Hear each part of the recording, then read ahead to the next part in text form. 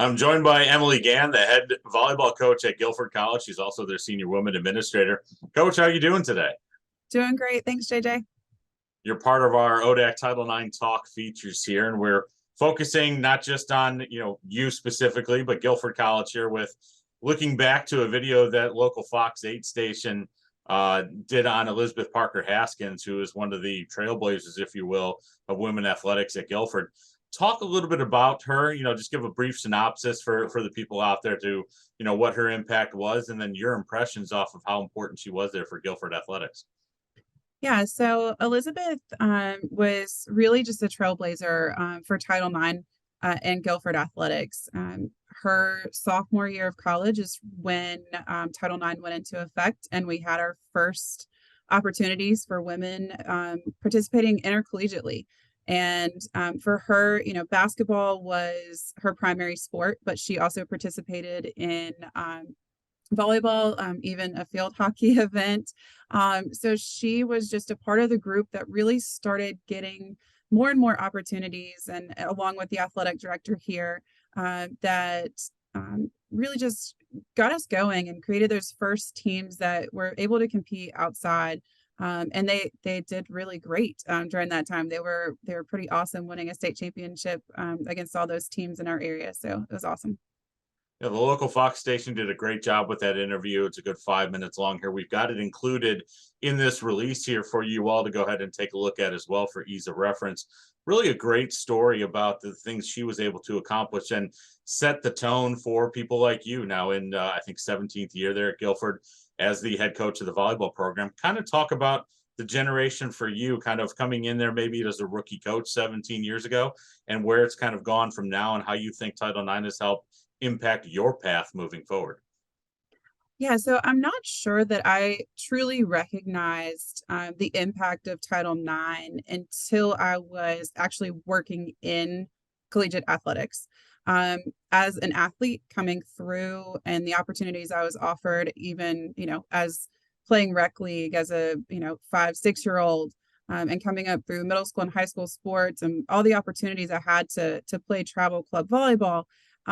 I never realized that those opportunities didn't exist before, and it wasn't really talked about. But as I got into collegiate athletics and, working in a male-dominated world, I realized, first of all, there's still not enough of us in the women in athletics. However, the opportunities are here and the opportunities to participate. And it's because of Title IX that we're here. I started coaching as a sophomore in college with club ball.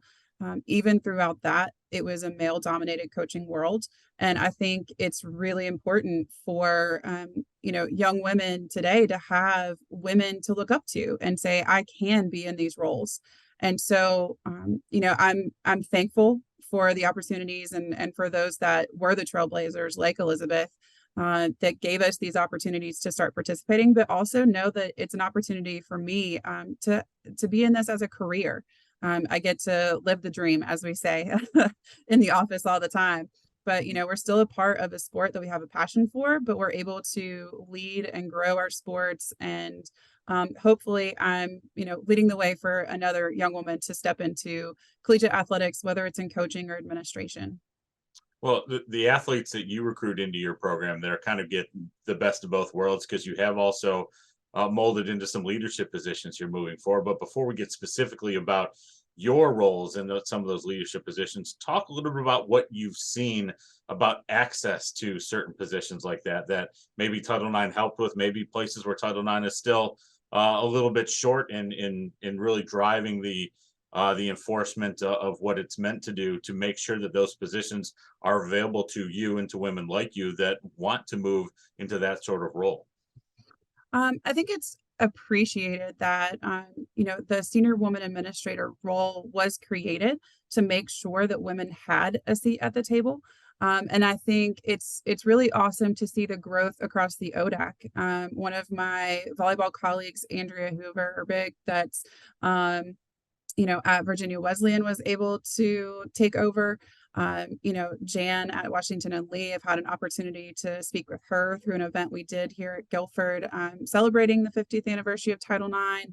And so just learning from these women and seeing them take those roles, it's nice that they're in the true athletic director role, and it's not a formed position that's required to be as the senior woman administrator. So I think we've made a ton of growth, and that, colleges are seeing that, women can be in these positions and run successful programs. I think we bring a lot of different strengths to the table, and maybe look at things from a different perspective sometimes, but those can all be positives. And so I think we've made a lot of growth. I do think even here at Guilford, it's obvious, we're not perfect, and we're going to have some things that we need to work on. I think we do need more women coaches coaching women's sports. But at the same time, we celebrate the fact that Jennifer King is a Guilford alum and is out there coaching in the NFL. So, we are really proud of that, and know that, it's the work's not done, but we've definitely shown growth. Well, you mentioned Jennifer King. I had an opportunity to talk with her, I think during the COVID pause that we had there. We chatted with her when she was working with the Washington now Commanders, and going through that process. But getting specifically back to you, I know people don't like talking about themselves sometimes. I know from knowing you for 16 years that you don't like to, but I'm going to make you do it anyway. Talk a little bit about your experiences moving in as the SWA there at Guilford, and some of the biggest takeaways for you that you see, and maybe some targets you have down the road of things you want to do. Yeah, so for the first 15-ish years, I spent my time as a head volleyball coach, working with our student athlete advisory committee, serving in different capacities, but worked under a senior woman administrator that had been here just a little longer than me, with Stephanie, Flamini, who's now at Bridgewater. She was in that administrative role, and so there wasn't really an opportunity for me to step up, just as she was in that role, and there were no other assistant AD positions at the time for me to move into. And so I just kind of found other ways to lend my specialties or gifts across the department in the way that I could. I was appreciative of, previous athletic directors entrusting opportunities to me to lead and run events, but not a lot of opportunity until Stephanie had stepped away. And I asked actually to be considered for the SWA position.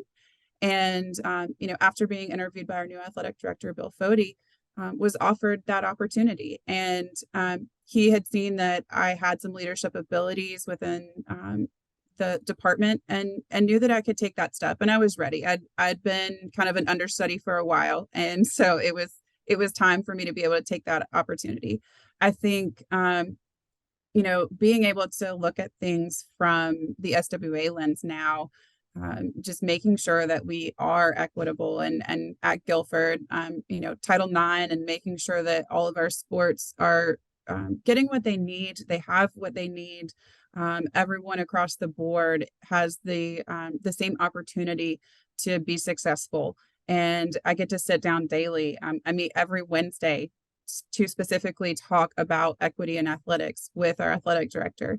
And so it's just great that we have that relationship, and that I get to have my eyes on that constantly, and making sure that we're all getting the opportunities that we deserve. As moving forward for me, I think, being in coaching, it's a lot doing both. And so I do hope to one day be in a full-time administrative role. Where that is, in the next couple of years, I don't know. But right now, I'm really enjoying learning and working on the professional development side of being an administrator. Right now as a coach and an administrator, you're really, it's a fine line of working with your colleagues and that are in the trenches coaching still, but also being that administrative side and having to say yes and no to certain things. It puts you in a different situation, but I think that's part of my professional development as well. But looking forward to the growth and the opportunities that may lie ahead for me. Well, Guilford is better for you both in your coaching positions and now with your administrative hat. You certainly are a key contributor to what the ODAC does with the senior women administrators from around the conference, and we look forward to more of that as we continue programming throughout this year and into future years. Emily, thanks for joining me here today. Thank you, JJ.